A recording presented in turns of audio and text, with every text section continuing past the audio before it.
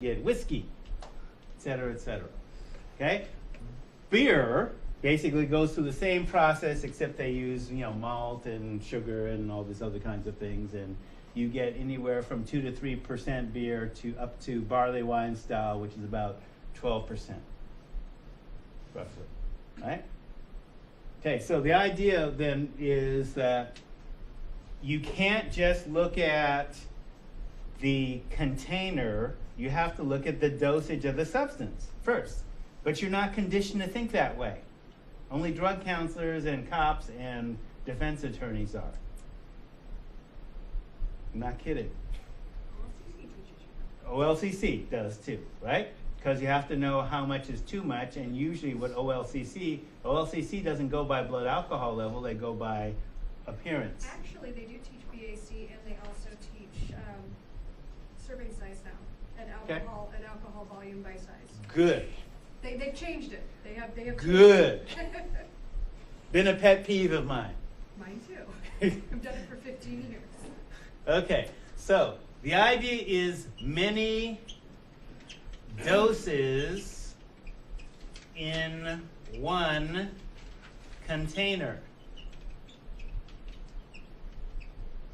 Okay, so how they make their money, and you can kind of get this in a backhand way if you consume cable television and you watch Bar Rescue.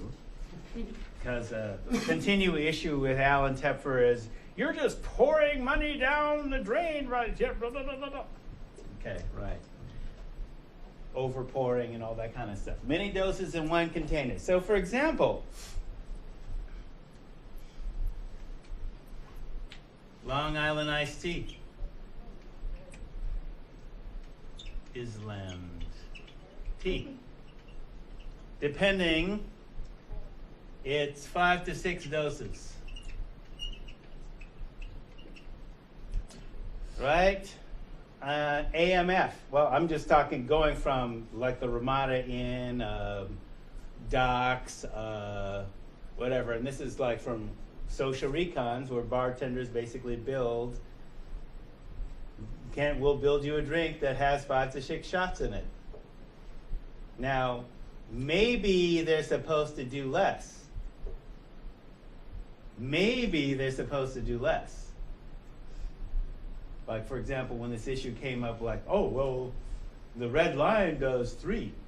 We're supposed to just do 3. Well, okay, how many people are going to come to you for a Long Island iced tea? They're going to go to the place that pours more, right? Okay, but if it isn't a Long Island iced tea or an AMF,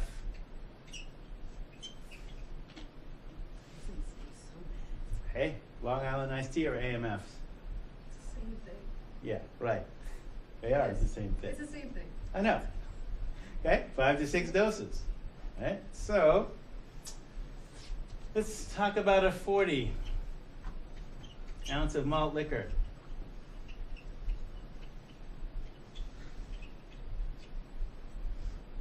Okay, so Long Island iced tea. So here's what the thing is, and what I mean by the thing. The alcohol industry conditions you to think of the drink as the container without thinking that there's multiple doses in a container. Oh, I've only had a few drinks. Oh, I'm drinking a 40. That's a single serving. Actually, in some places, they sell half a gallon as a single serving. Okay, so a 40 ounce of, say, Mickey's, St. Ides is 5.5 doses, a 6-pack. Almost a 6-pack. Long Island iced tea by itself, a single drink, equivalent to a 6-pack. The medical term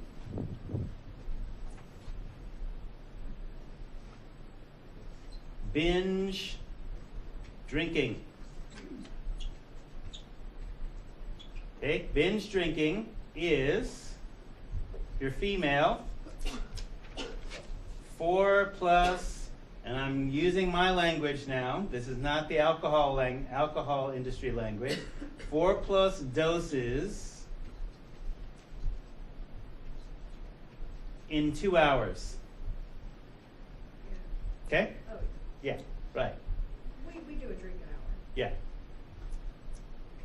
Males, 5+ doses in 2 hours. Your body processes alcohol at a dose per hour, no faster. Okay? Certain medications in women may slow that. Sometimes. BC pills, I think it is, or something like that. Anyway. So binge drinking. 4+ doses. So you can see with a Long Island iced tea or a 40, you're automatically at binge drinking by itself.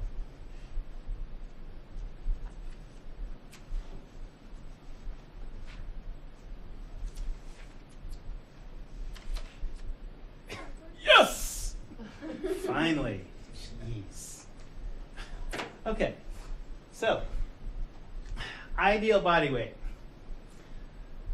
Legally drunk is in bold.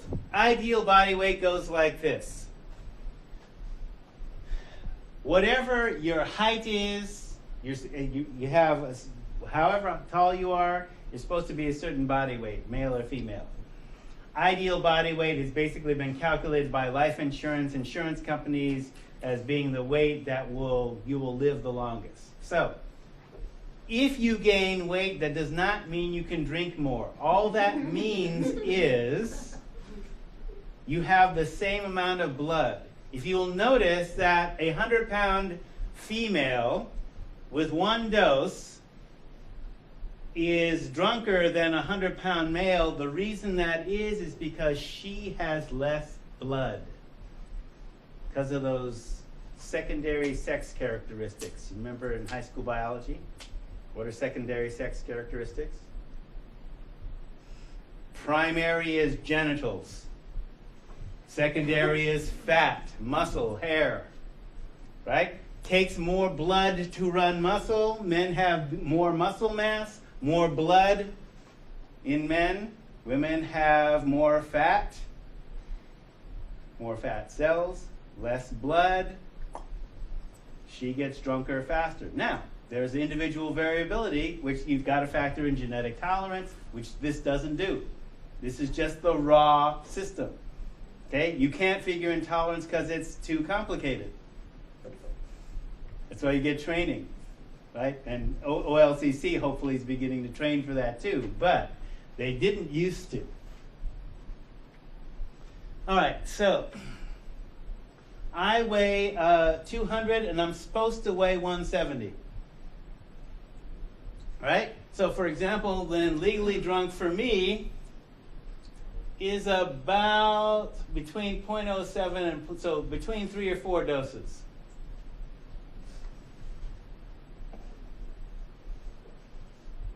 Now, Pat, remember Pat?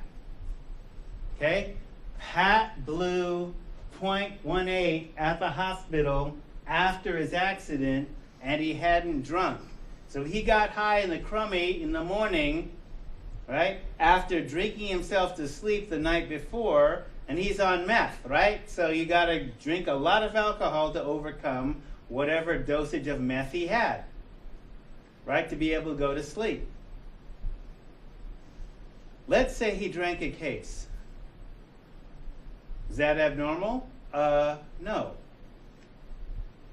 Okay, I knew people, the classic story I usually talk about is the high school couple, and I'll get to them in a second. But if Pat blew 0.18 at the hospital, let's say that he weighed 175. So that's where he was at by the time the next morning, which meant that he was off the chart. Because I figure it's a waste of time telling you more than 10 doses, right? Can you get that? So I'm the compliance officer for LCC. So what really amazed me when I first came here, but then I realized I settled down because it's higher education, not treatment. You couldn't get away from this, get away with this kind of behavior at Serenity Lane. First of all, you're surrounded by drug counselors, and so if you even look funny, pee in a bottle. Okay, at LCC, as well as the U of O and any other college and university, there's alcohol problems, like lots of places. So, 18 years ago, I get a call from the guy who's the foreman of the painters, who said, one of my guys had a little too much party last night. Should he be at work? Wait, really? You're asking that? How much did he have to drink? Oh, he stopped drinking a case at midnight. And he reports to work at 8 in the morning. All right, so let's assume, yeah, you could assume a lot of things, but let's 24 beers, he stopped at midnight. So he's only going to process 8 of those, which means he's going to be on 16 of them. Notice where the chart is. It doesn't matter that he can, drive a little golf cart and he's not slurring his speech. That's about tolerance. He's still way more than legally drunk. Okay, you can see where Pat would be. If he's, 7 doses by the time the hospital measures him, plus smoking crank on top of that, right. Yeah, no wonder you tripped. But that might have been normal behavior for you and your homies, okay? So, for example, where I first got into this is looking at, well, I'll mention Churchill, but it doesn't really matter because all the high schools were equally involved, just as much as, say, at the U of O. Our athletes are better because we watch them more and intervene with them more. Right? But children of alcoholics tend to mate with children of alcoholics. It's an observed fact. So, and children of alcoholics who are high performance tend to go into sports. Right? So, head cheerleader, captain of the football team at Churchill. Okay? There's supposed to be an abstinence policy, but Churchill beat South, intense rivalry there. So they had a victory party. She was the designated driver, which I'm not being sexist here. In their minds, that meant she drank less. Because you know how teenagers are. They're trying to figure the angles. So I interviewed them both because she rolled the truck. Totaled the truck. One of those, Toyota truck penis cars with, the lights and the big monster tires and all that. So she rolled it, right? So I get to see them the next Monday. So I interview them. How much did you have to drink? He says, and I quote, like, how much did it take to, I had my usual case. Okay, I'm a Bud Light guy. Okay, brand loyalty, wonderful. What does it take for you to feel a buzz? 6-pack. On my way to a case, I asked her, okay, how much did you have? Oh, just 2 coolers. Okay. So I drilled down. So I basically said, okay, so I'm 35. I was 35 at the time. You can drink me under the table. Turned out that they were what we call in the trade double-barreled COAs. That is, both sets of grandparents and both parents were all practicing alcoholics. Whopping tolerance. Both of them. And they, found each other. Yeah. Okay. So, notice that the LD50, I'll tell you what the LD50 is now. Second.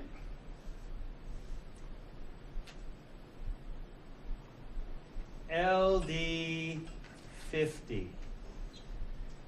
Lethal dose for 50%, it's a pharmacological term.